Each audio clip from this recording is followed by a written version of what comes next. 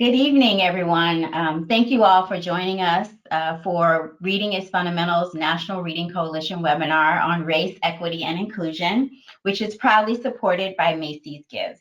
My name is Nicole Johnson, and as the mom of an 8-year-old and a 12-year-old, as the former executive director of We Need Diverse Books, and as the founder of Baltimore Read Aloud, an independent bookstore that highlights and promotes diverse children's literature, I'm super excited to be moderating tonight's conversation, Diverse Books in Practice. Tonight's discussion is the second webinar of a two-part series developed as part of RIF's Race, Equity, and Inclusion Initiative. This initiative strives to use the power of books, particularly books featuring diverse representation of identity and experience, for positive impact and change.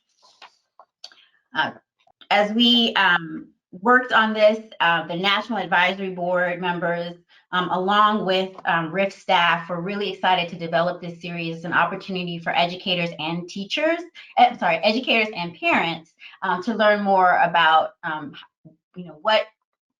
to approach diversifying their bookshelves, but also, how to actually use and incorporate diverse books into their classroom and into courageous conversations with their children about race and equity. So welcome to everyone from all across the country. If you missed last week's webinar entitled Diversify Your Bookshelf, an archive will be available for viewing, and the RIF team will send out a link in a follow-up email. I am joined this evening by an esteemed group of panelists and would like to kick off our conversation by introducing them. First, I want to share that Jelani Memory sends his regrets he couldn't be with us here tonight, but we're really pleased and excited to have with us Stephen Green. He is the Chief Operating Officer of A Kids Company About, and he's the co-author of A Little Kids Book About Family. A Kids Company About is a kids media company that works to tell stories that feature diverse voices on topics that matter to kids. Our next guest is Dr. Jacqueline Duget. She is a pediatrician, a speaker, and an author. She is the founder and CEO of the media company What is Black and creator of the What is Black Parenting podcast. And she's also the co-author of the American Academy of Pediatrics policy statement, The Impact of Racism on Child and Adolescent Health. And last but not least, Juliana Urtube, who is the 2021 National Teacher of the Year. She is a National Board Certified Special Education co-teacher at Kermit Booker Elementary School in Las Vegas, Nevada. Welcome, all of you, to tonight's conversation. We'll be exploring how educators and families can put diverse books into practice. And we'll end tonight's webinar a few minutes early for Juliana to share a read aloud of a fantastic book. And we hope that your children can join the conversation at that point for a bit of a bedtime story. So without further ado, let's get into this discussion. So during webinar one, the panelists last week shared their thoughts on how to approach diversifying a child's bookshelf, whether it's at home or in school. Tonight, we're really picking up where they left off and taking a deeper dive into how to share diverse books with children and young people, how to handle difficult conversations about race, diversity, and social justice, and how to advocate for diverse books when faced with calls to limit or ban their access, be it in the classroom or library or in the broader community. So to open the conversation, I want to invite each of you to share your response to these questions. What does diversity in children's literature mean to you? And how do you respond to efforts to ban or limit access to diverse books? Why don't we start with you, Stephen? Thank you. Great question. Happy to be part of this tonight. So to the first part of the question, what does that look like to me? I think diverse books is not only, it's the opportunity for a young person to be able to see themselves in the book, first and foremost.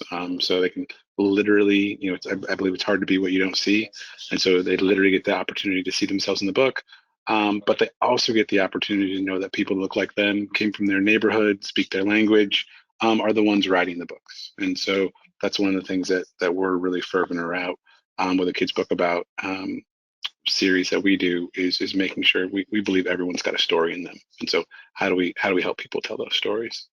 And then secondly, when it comes to book bans, we've had a couple of our books banned in some schools, and I think though it's a jarring thing when it happens, because when you put so much work into something to put it out there, and you do it on behalf of kids, to have it taken out of there, it's jarring. I think it's also a great opportunity to start community conversations. One of the books we released this summer was a kid's book about the Tulsa Race Massacre. We released it at a Black-owned bookstore in Tulsa, and immediately there was a couple places that couldn't carry the book. And it led to these community conversations that otherwise wouldn't have happened. And so I really see those things as an opportunity to start some community discussions. And I think what we've come to learn after publishing over 50 books now is kids are ready. Kids are ready to talk about conversations around gender and race and body image. It's the adults that really have the problems. And so how do we use those opportunities to understand that and talk up to kids instead of talking down to kids?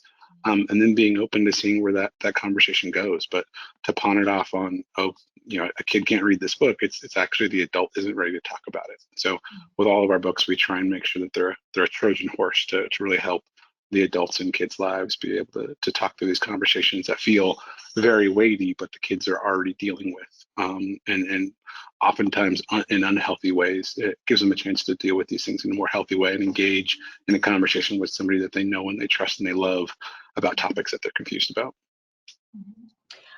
Thank you, Stephen. Juliana, let's go to you. So Stephen just shared that, it's an opportunity for conversations and that, kids are ready, right? But the adults might not be.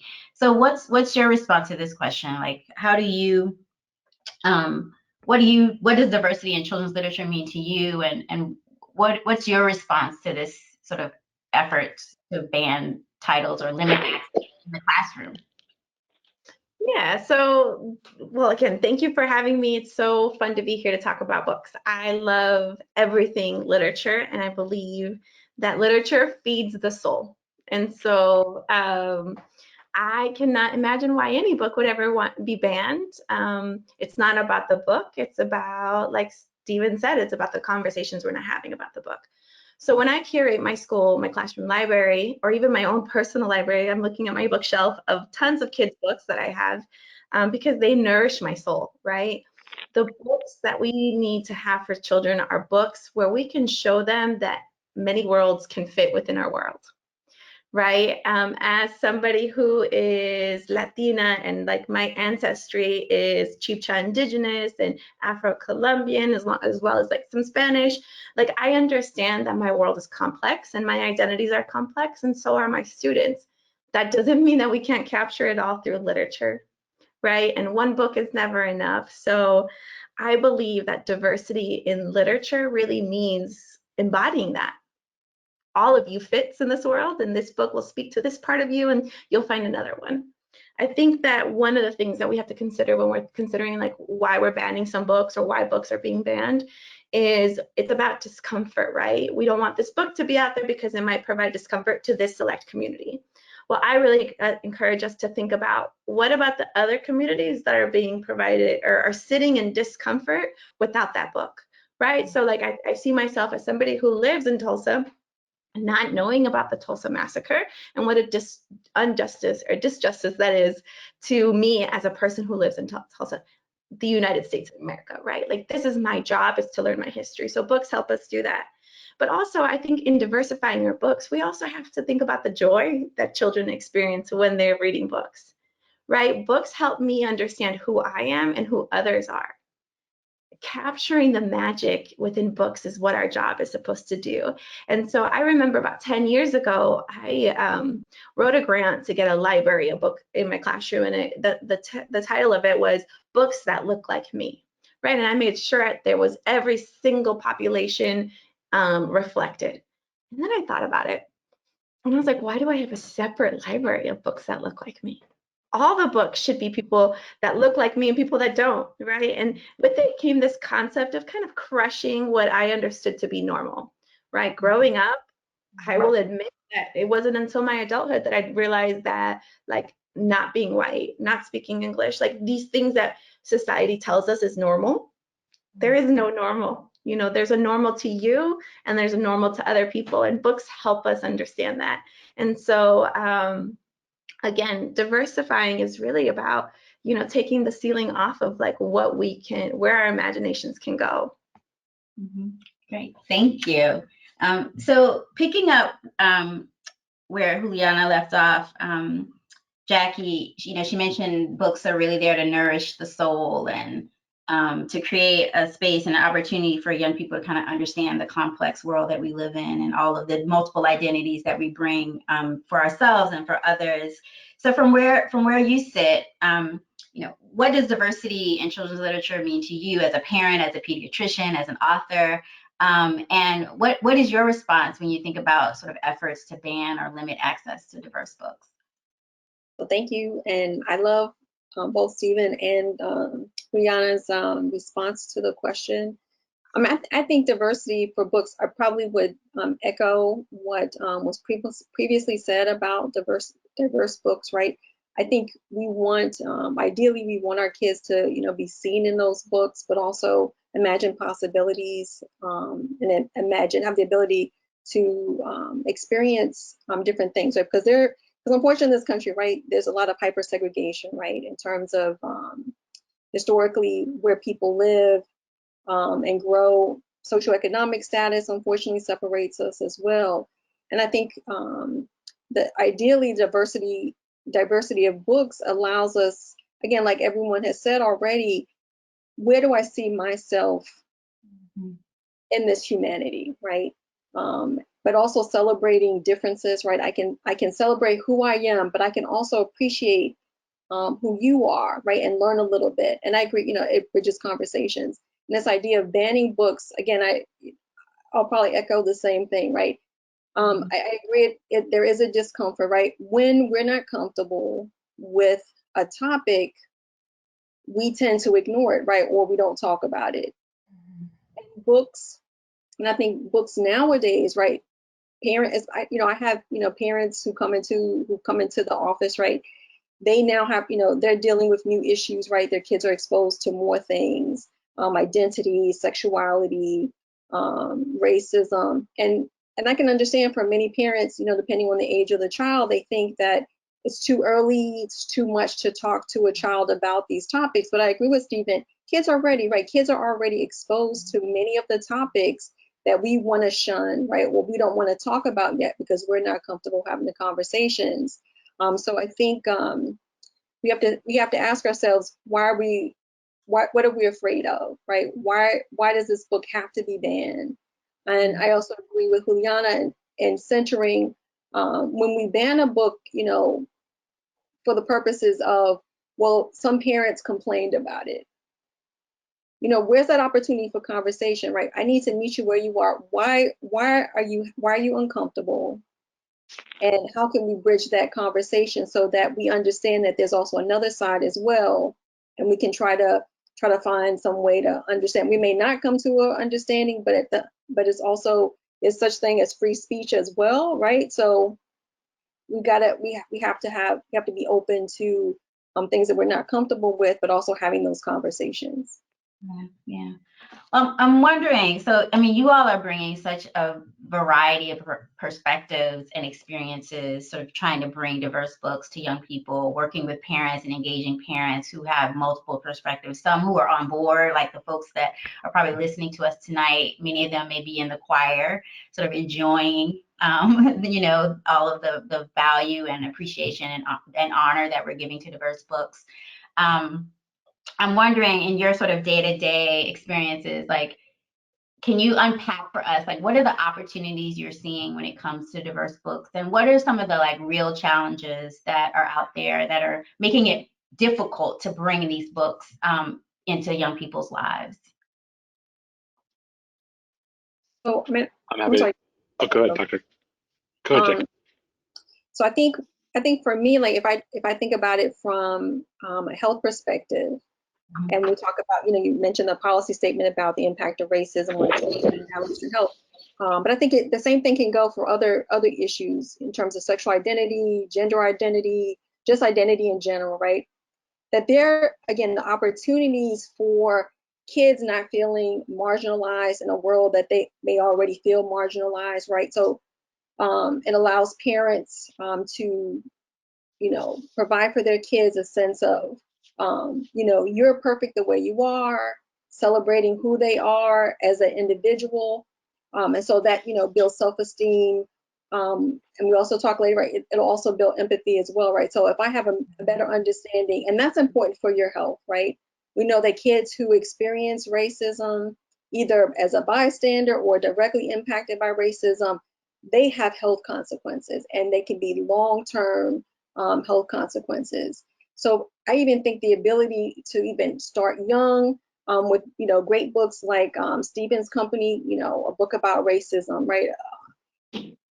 These are opportunities to really unpack these conversations and really maybe help nurture, right, kids that are anti-racist, so that we start to move the needle. But that ultimately does impact health. It ultimately does impact children in general, and parents as well, because they also get comfortable having these conversations early when the bigger conversations come up as the child grows and develops.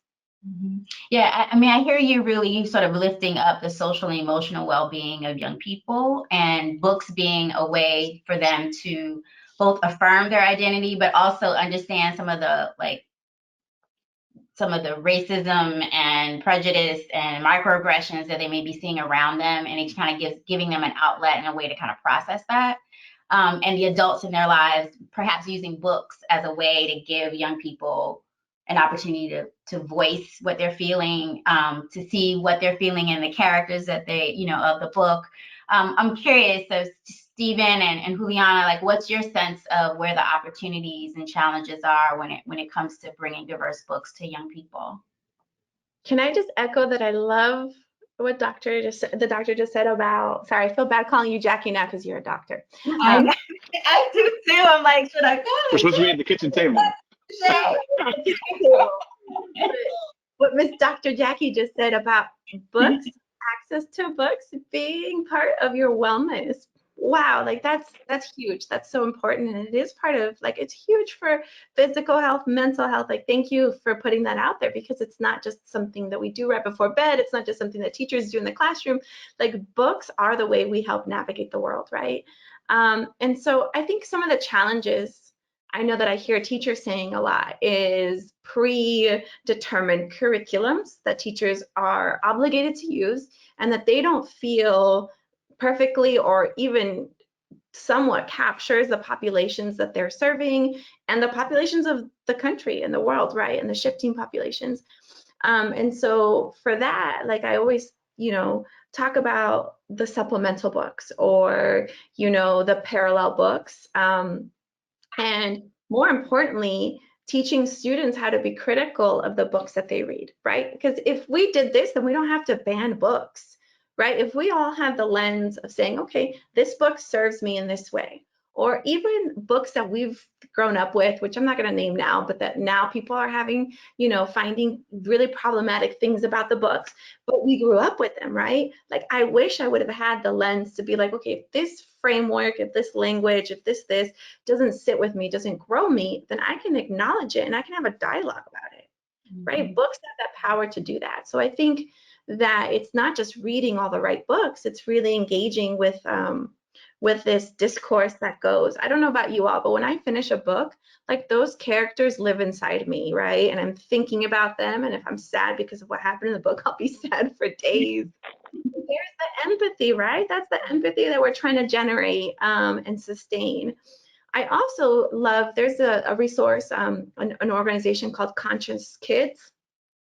And they do a really good job of mapping things out depending on where the child is in their age or their development level, and picking the right topics and picking the right book, still having, let's say, a conversation about race, but being able to have that to a toddler versus a 5-year-old versus a 10-year-old or a 12-year-old, the conversation will have different layers depending on what that child's ready for. And so I think sometimes it's just about getting kind of those tools that'll help us gauge, talking to your doctors, talking to your teachers. If you're lucky enough to know a publisher or a bookstore owner, talking to those people. And then also, I know I've done this as a teacher, starting to read a book, and then there's something in there and I'm like, oh. And then instead of just not pushing past it or not addressing it, saying, hey, this language or this scenario makes me feel uncomfortable, and I think I need some time to think about it. Let's put a page marker in. Let's all think about it, and then we can come back and kind of go through it, right?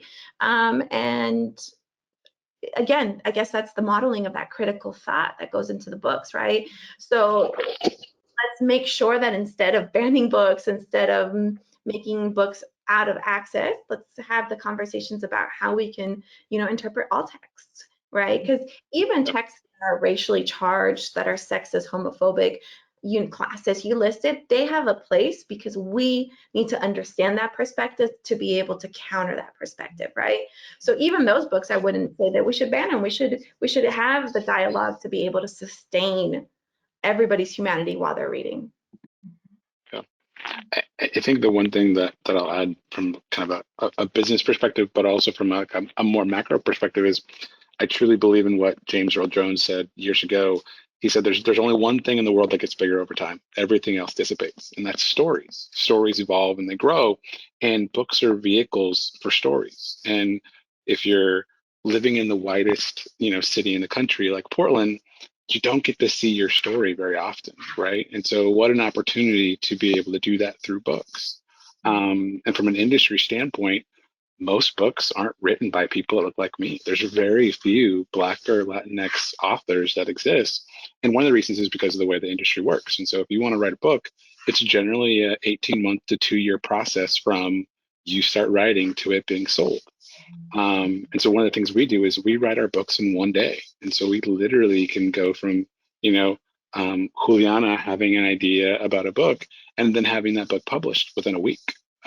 So you won't see other books like a book on anti-Asian hate like we wrote earlier this year, or one on COVID, and that's because of the way the industry works. And so part of it is disrupting and understanding where the barriers are for more inclusive representation when it comes to people that are writing these books and telling these stories. And when we open that up, we're going to see a lot more diversification happen as well. And so, it's I think oftentimes we talk about what are the books that are out there right now, but we miss out on talking about, well, why isn't Nicole writing a book? And how do we get Nicole's story out there? What does she want to tell her 7-year-old self? And what are the barriers that keep her from doing that, right? And very quickly, if you find out, oh, I'm jazzed to write this story, and it's going to take 18 months, you're going to be like, all right, well, back to life, and you probably won't write it. And so how do we find ways to disrupt that and be able to go and say, no, like that 7-year-old Nicole, she exists millions of times. She needs to hear that, right? And so that's one of the things that I'm really excited about these vehicles for these stories, is that we're helping the young folks and getting access to stories that we didn't have when we were kids. And that really changes kids' lives and changes their trajectories. So, it's interesting because so much of what is happening in the industry right now is being driven by authors and illustrators, and folks like yourself, Stephen, who are finding ways to disrupt some of the sacred cows of publishing, right? Like how long it takes to publish a book, who gets to make decisions about what gets published. I'm wondering, are there other examples of disruption that you would offer the audience, right? From where you sit in your work? Like, what are some other examples of, small acts of disruption that folks could pick up to move this work forward? One of the things I think one of the things I'm excited about is we get to work with little free libraries, and they exist they have locations all over the world, but their new program, Reading Color, where they're literally filling little free libraries with books only written by folks of color, is amazing. And it doesn't matter what's happening at your school or at the local library. You can find a little free library in your neighborhood. I know there's 23 around my house. And I take my 8-year-old daughter and we go and fill little free libraries with our books, and it's super duper fun. But that took a conscious effort on an organization based in Wisconsin, of all places, to go and say, like, this is really important. And we know these writers and these authors exist. Let's get them out there. Let's leverage our network of tens of thousands of little free libraries all over the country to get these books out there. So that's one thing that comes to mind. That's super duper simple. And I think oftentimes we try and think about disruption being innovation, and it's really not. It's really, I mean, at the end of the day, I think the work happens one grain of sand at the time, and somebody going and saying, yeah, they do exist. Let's get them out there. So. Dr. Jackie, Dr. Duje, what about you? We're gonna play with this for a little while longer, but what's your sense of the disruption or small acts of disruption that could happen from the healthcare perspective, or as you think about your podcasts, your parenting podcast, like what are some acts of disruption that parents could bring to the table? I think like from the healthcare perspective, I think our policy statement, the American Academy of Pediatrics policy statement, I think was a disruptor because one of our recommendations, really tying, as Juliana mentioned, right, tying reading and literacy, right, is a health issue, right? All the things that we're talking about really, to me, constitute health, right? Because again, if kids don't go to school reading on grade level, that's everything in terms of academic achievement, ultimately leading to economic stability, leading to access to be able to get health care, right? So, and we know that individuals who, do better academically, they have better health outcomes, right? And it all starts from being able to read and be literate. So, but I think again, just getting back to the question about, like being sort of like game changers, whatever, or little acts of disruption. I think, American Academy of Pediatrics working with Reach Out and Read, right? Many of the sections and councils work to help Reach Out and Read, develop a worksheet of diverse books, right? And really explaining why it's so important and tying that reading to health. And so that was an act of disruption. And I think, when I do my podcast and I talk to parents, for me, going back to what Stephen said earlier, what Stephen said earlier, the fact that reading books is a conversation starter, right? And for many parents who are not comfortable having these conversations, the fact that, I think from a health perspective, talking about books as a mechanism to affirm and uplift Black children is a sense of, again, going back to like using these theories of racial socialization, which basically say, how do you learn about who you are, your, racial identity, right? And how can you do that in a positive way? And those books make a difference. How many times do we hear stories about a little boy, right, reading like The Crown, right, seeing himself, or a little girl reading Hair Love, or abundance of stories that show kids being themselves, right? So I think those are definitely those opportunities to talk about books and help parents understand that their role, reading and talking to these kids and reading to the kids about books and being deliberate about the books that they choose, that's a disruptor. That's really, really going to change the game for kids to be able to think differently. Again, the critical thinking that Juliana mentioned as well.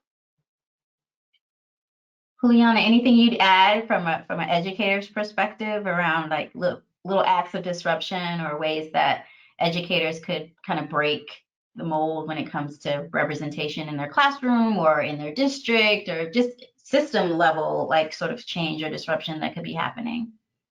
One of my favorite things to tell my students when we're about to read a book is I always say, did you know you could write a book if you wanted to? Like everybody can be an author, everybody can be an illustrator, and really encouraging that to happen in the classroom. I love what Stephen said about everybody has a story to tell and your story grows with you.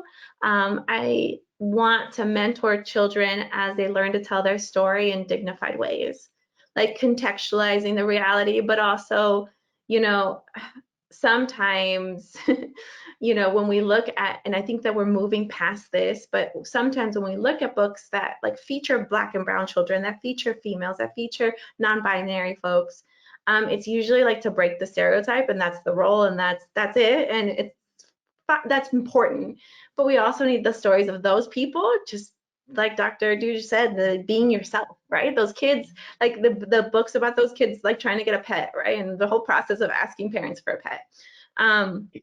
With a special education lens, because I am a special education teacher and I work with kids who are also, they're first generation, and there's the term of English language learner, which is a frame that doesn't sit right with me. We're not English language learners. Everybody in this world who's learning English or speaks English is an English language learner. Learning a language is a lifelong pursuit, just like learning to read.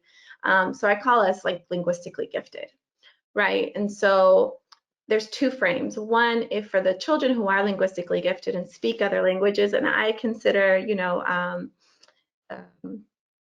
all sorts of dialects part of this, right? Like we need to see our books printed in our languages, right? And that is so important. We need to know that books is one of the ways that we maintain our language in a world where English is a force of assimilation, right? That's how I rescued not just my confidence, but my Spanish was through literature. And so for those communities, I think that's really important. And then for the communities of folks who learn and think differently, I think it's two things are really important in terms of disrupting access to being able to read. Reading is a fundamental human right. The first is access to phonetic awareness. That is the number one thing I think families can do with children, all ages, regardless of their age, is to do word learning in terms of just sounds. Right. That is when I look at schools and the biggest gaps of inequities, that's where they lie, is when kids come to school and they haven't had the practice of doing rhymes, onsets, and like if I say fat, then the kid could say sad and somebody else can say cat, and we can play with words. We understand that words are made up of smaller sounds, and then we can manipulate those sounds to change meaning. That seems really, but it's the most complicated thing to help a child learn if they haven't had access to it. So that's great. And the second is that even if you have a learning disability, that doesn't limit the type of books that you get access to. I see this all the time. Kids with dyslexia, kids with learning disabilities only get like the decodable, boring books that are often not age appropriate. Like we have to find ways for students to access these texts. If that's through a teacher supporting them, a peer supporting them, there's so much technology out there available. There's like these pens that you can highlight and it'll read to you. If financially that's not an option, then even the Google app on a phone, you can take a picture of an image with text and it'll read it to you. You just go to the Google app and then you hit, there's a little button next to it with a camera, and that's a completely free option, right?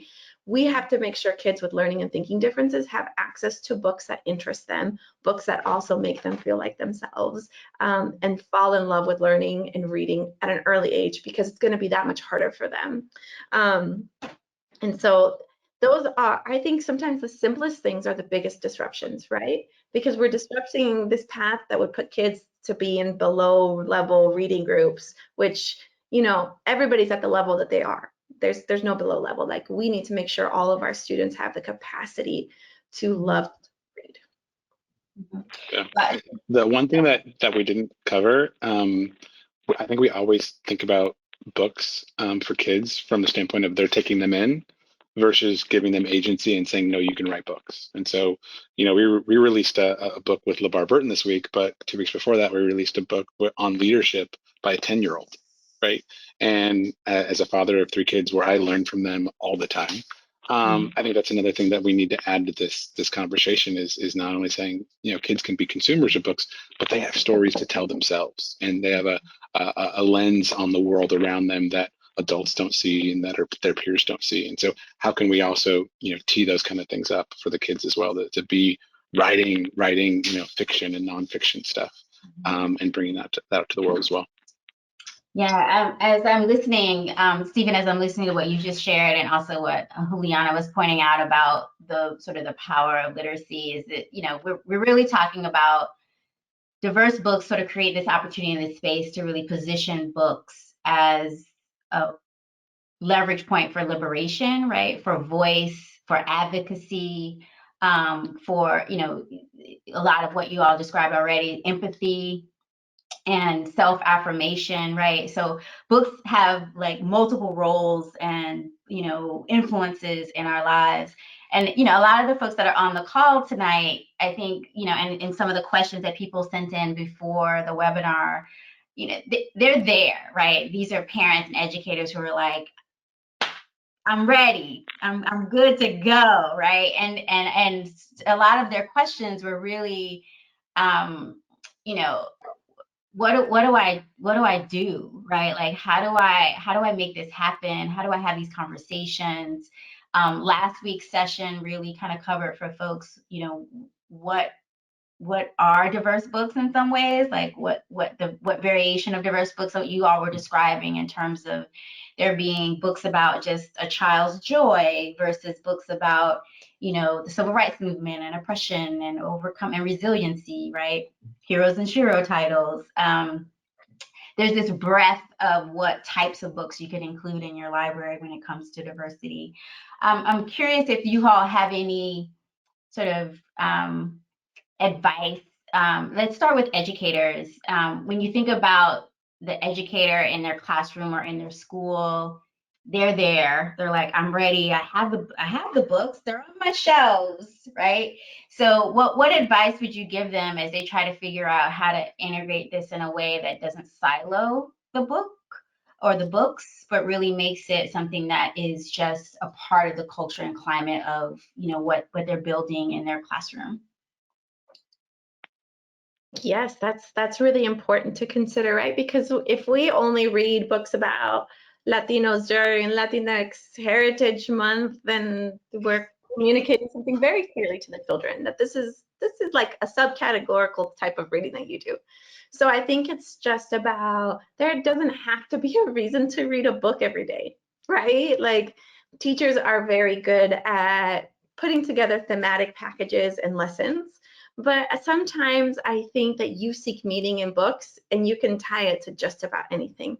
So what I tried to do in my classroom all the time was, yes, there was books that we read because we were, you know, following a certain timeline. But then every day we read another book, and sometimes there was no rhyme or reason for it. It was just a book that made us giggle. There's this book, it's one of my favorite books, and it has nothing to do with like ethnic diversity or like social justice, but I feel like it's an ode to kids with like attention issues, and it's called the Very Impatient Caterpillar, and it's Yeah. just this little caterpillar, like you've seen it, right? And like always impatient, like what's going on, and his response to everything is like, yeah, I knew that, yeah. And my students like do that to each other now, right? Like when they ask, they're like, oh, what are we supposed to be doing? And the kid said, oh, you're supposed to be doing this. And the kid goes, right.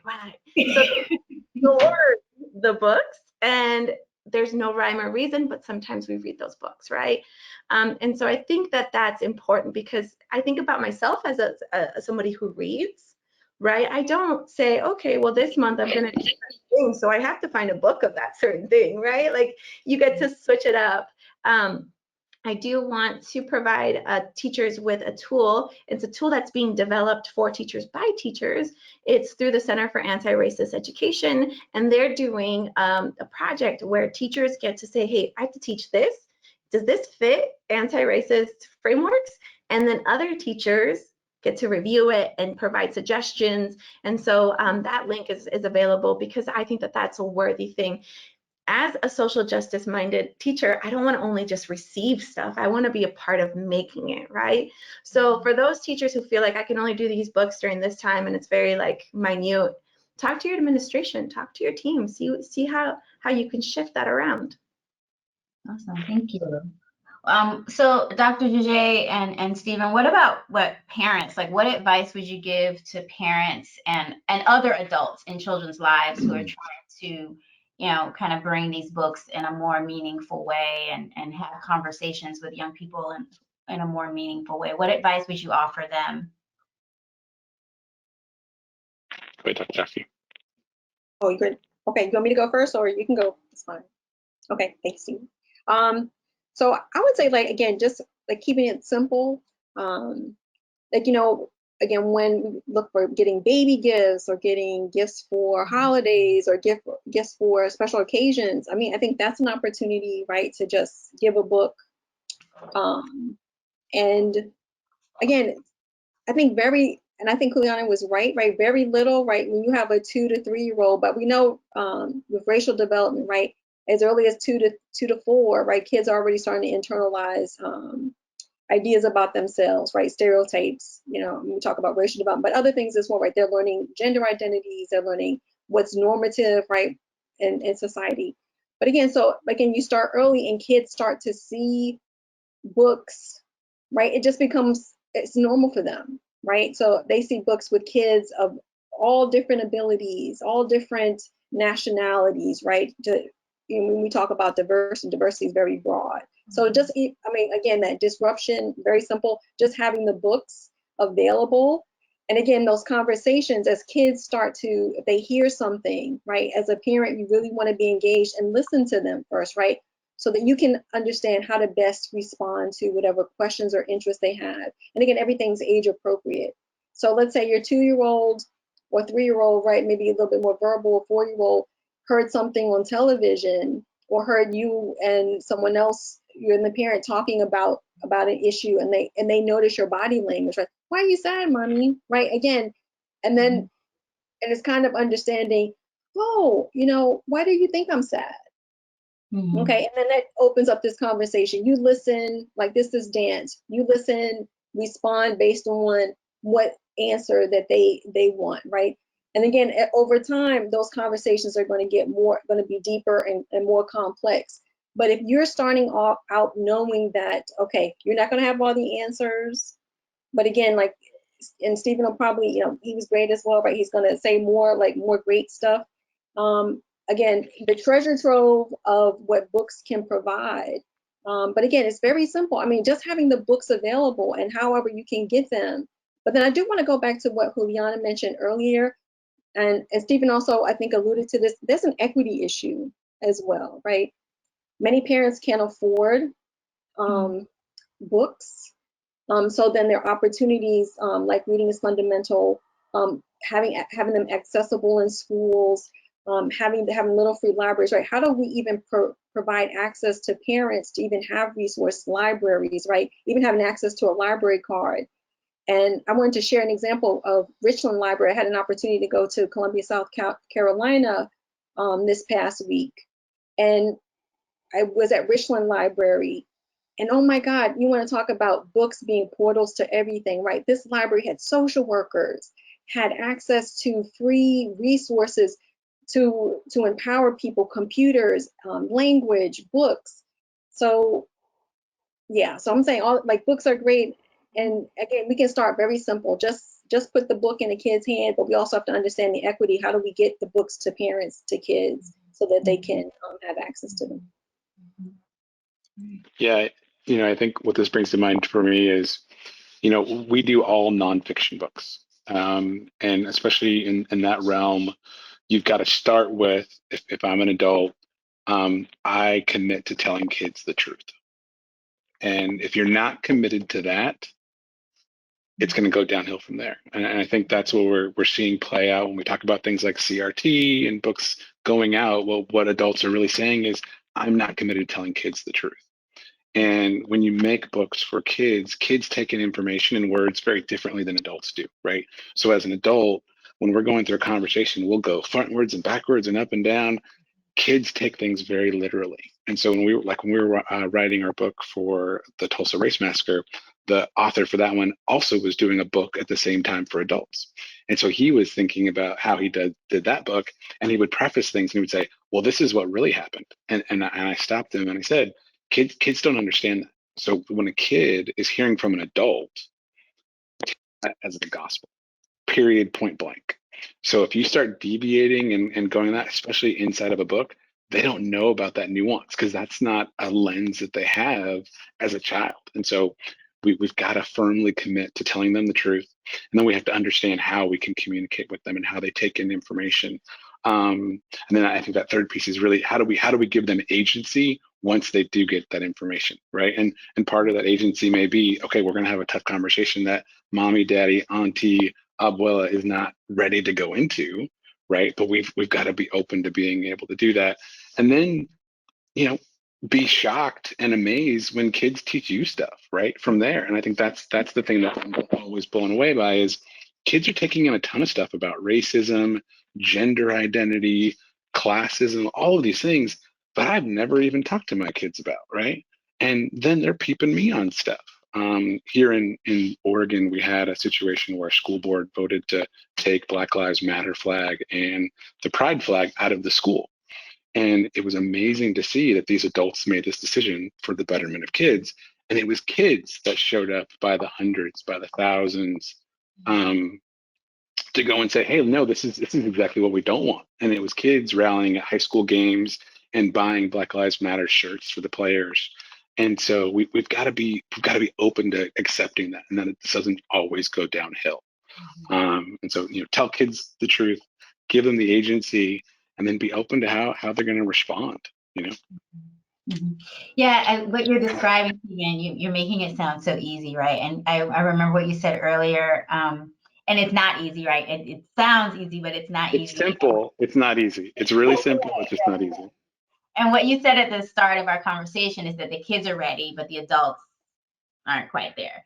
And I'm wondering, right? Like, so what support, what can adults do to get themselves ready, right? Like what's the work that they can do so that as they introduce these books and prepare themselves to have conversations with young people, like what's their work so that they're not putting their work on young people, right? Like, or vice versa. Yeah. So I'm sorry, I'm overthinking this, but yeah, what's the work that adults can do to get themselves ready?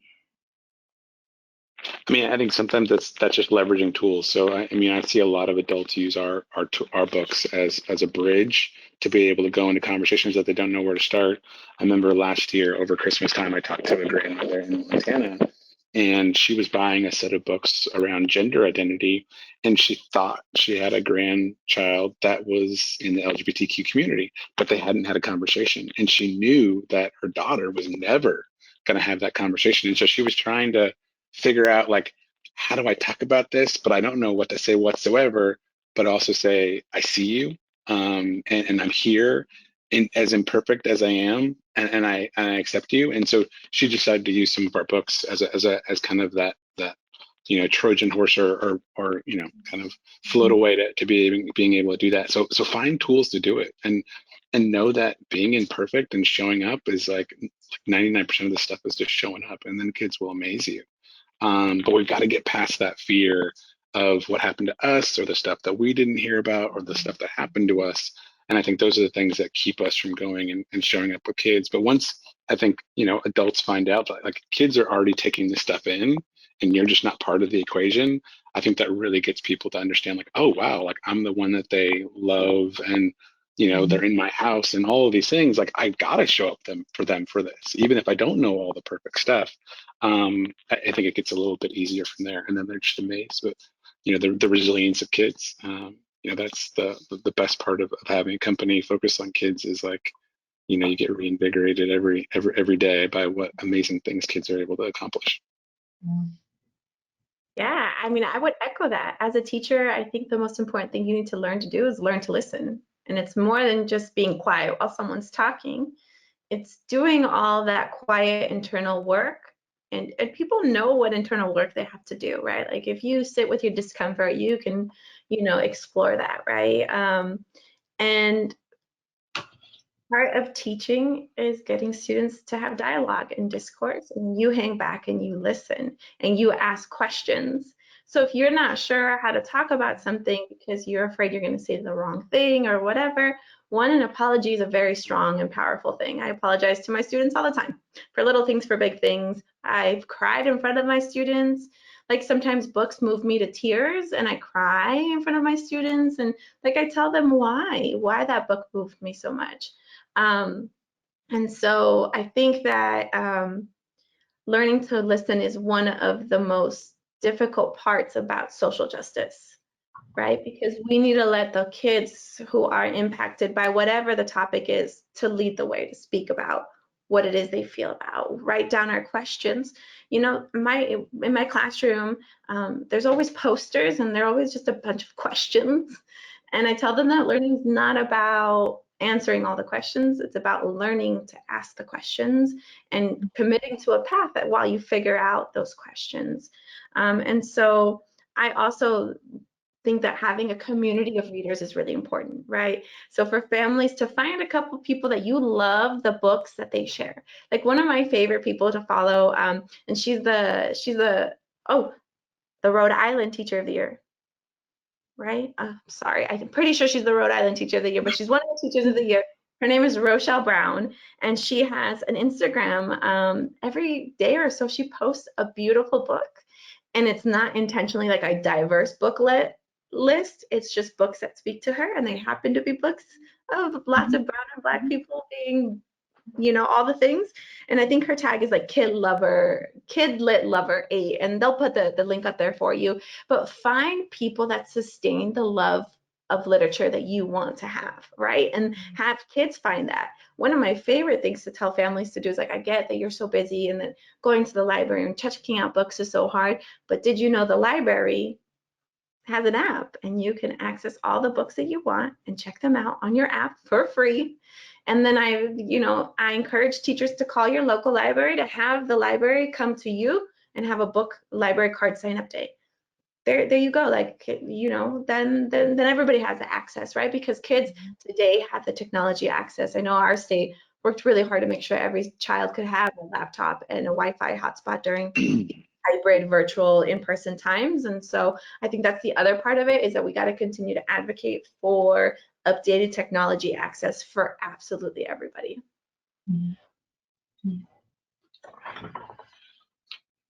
Jackie, anything you would add? I think what everyone said was great, but I think it comes down to, like, I try to let parents know that, again, we talk about it's not easy parenting, right? I've been on that journey. Mine are older now, but it can be simple, right? And the thing is that be gentle with yourself, right? Because you're gonna make mistakes. That's gonna happen, right?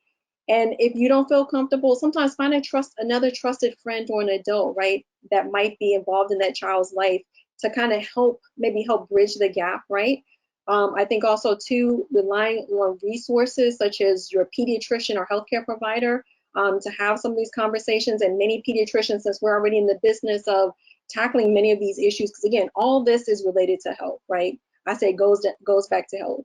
We want to have kids that are ready not only to learn, but to prosper and to thrive, right? And to be able to do that, we really have to meet parents where they are. So there's that equity agenda, right?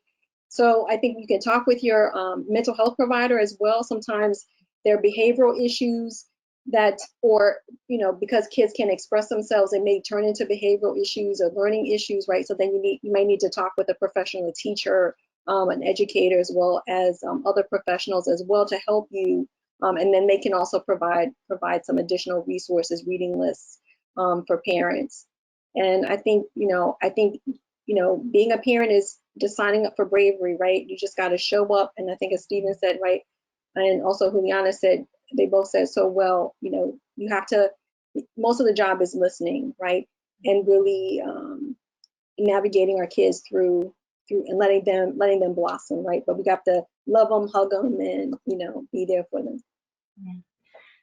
All right. Well, you all, thank you so much. I want to make sure I save time for the read aloud. We're going to get there shortly, and so just thank you so much for all that you shared this evening.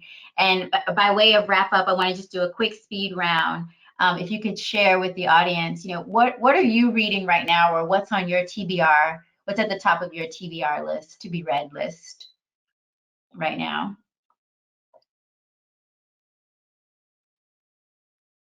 So for me, I'm reading a book called Liberty by Caitlin Greenidge. And then for a kid's book, I love this book here, What Will You Be, by, I just want to make sure I pronounce her name correctly, the author, Shamile Saeed Mendez. So this was a really good book, teaching kids learn how to dream. Awesome. I just finished Infinite Country yesterday, and it was a book that I picked up by circumstance, and I had no idea it was about the immigration of a Colombian family. And my family's Colombian, and so I think that book was destined to be in my hands, and I just finished it. I'm about to get into Dog Flowers. For me, I've just told myself for the next year, I'm reading books written by women of color, and that's it. And I don't know if I'll ever go back, but I just, I love the sensation of feeling like you have friends. And so for kids' book, there's this book that speaks, this is one of the books that makes me cry when I read it to kids. It's called Dreamers, and it's by Yuyi Morales, and it's absolutely stunning. I think there's something for everybody, no matter how old you are, in this book. And Stephen, what about you? I'm an economist, so I love my spreadsheets and numbers and data. I'm reading The Color of Money, which talks about the Black experience in the United States over the last 150 years and how it relates to the financial systems at play. From a kid standpoint, I really love podcasts, and I sit down and listen to them with our kids. My 8-year-old Landry, her favorite one is actually one of our shows, and it's called "Is This True?" And each episode covers a topic and then talks through with professionals. Is something true?